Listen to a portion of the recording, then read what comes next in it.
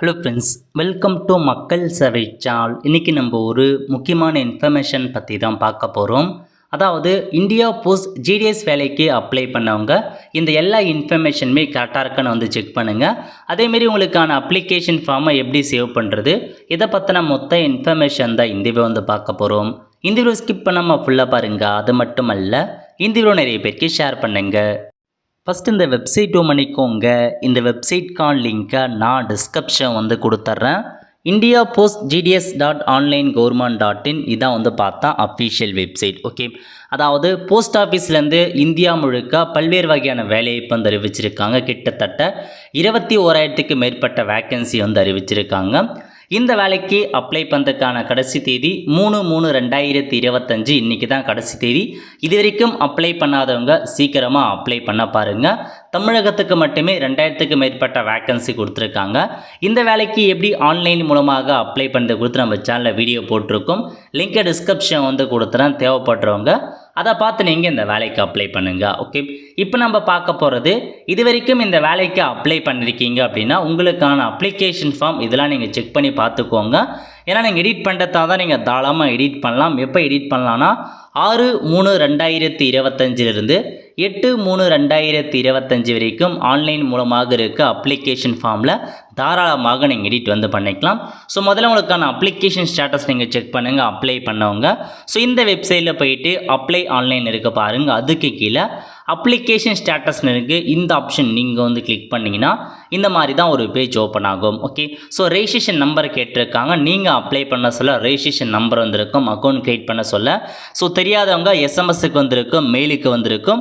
So அதை பார்த்து நீங்கள் உங்கள் ரெஜிஸ்ட்ரேஷன் நம்பரை என்டர் பண்ணி சப்மிட் கொடுத்ததுக்கப்புறம் இந்த மாதிரி தான் ஒரு பேஜ் ஓப்பன் ஆகும். ஓகே, இப்போ என்டர் யுவர் மொபைல் நம்பர். இதில் போயிட்டு நீங்கள் அப்ளை பண்ண சொல்ல எந்த மொபைல் நம்பர் கொடுத்தீங்களோ அந்த மொபைல் நம்பரை என்டர் பண்ணிவிட்டு கீழே ஒரு கேப்சா கோடு கொடுத்துருக்காங்க. இந்த கேப்சா கோடை கொடுத்து நெக்ஸ்ட் அப்படின்ற ஆப்ஷன் நீங்கள் கிளிக் பண்ணதுக்கப்புறம் இந்த மாதிரி தான் உங்களுக்கான அப்ளிகேஷன் ஃபார்ம் வந்து ஓப்பன் ஆகும்.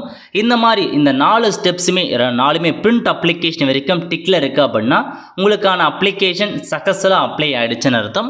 ஒரு சில பேருக்கு வந்து பார்த்தா பேமெண்ட்லேயே வந்து அப்ளை பண்ணிட்டு இருப்பாங்க, ஒரு சிலதுக்கு பேமெண்ட் பெண்டிங்கில் இருக்கும். ஸோ பேமெண்ட் பொறுத்த வரைக்கும் உங்களுக்கு 24 ஹவர்ஸில் வந்து அப்டேட் ஆகிடும் அப்படின்றத சொல்லியிருக்காங்க. அதுவும் பிரச்சனை கிடையாது. ஸோ செக் பண்ணி பார்த்துக்கோங்க. இந்த மாதிரி தான் உங்களுக்கு வந்து ஓப்பன் ஆகும். இதான் உங்களுக்கான அப்ளிகேஷன் ஃபார்ம். ஓகே, ஸோ இதில் போயிட்டு நீங்கள் கொடுத்த எல்லா இன்ஃபர்மேஷனுமே கரெக்டாக இருக்கா இல்லையா அப்படின்றத நீங்கள் தெரிஞ்சுக்கோங்க.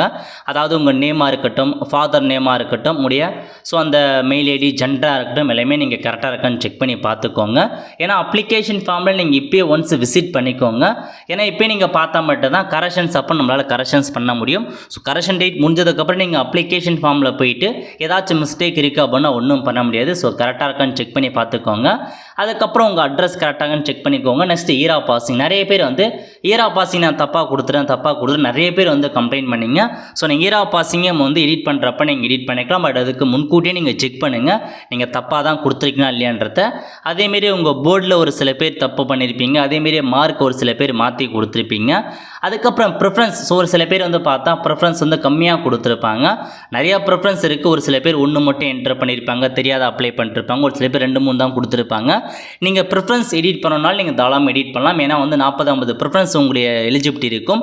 நீங்கள் 40மே தாராளமாக வந்து சைட் பண்ணுங்கள். அப்படி இல்லாதவங்களும் சரி எடிட் ஆப்ஷன் கொடுத்து நீங்கள் வந்து பார்த்தா எடிட் பண்ணி எல்லா டிவிஷனுமே நீங்கள் வந்து கிளிக் பண்ண பாருங்கள்.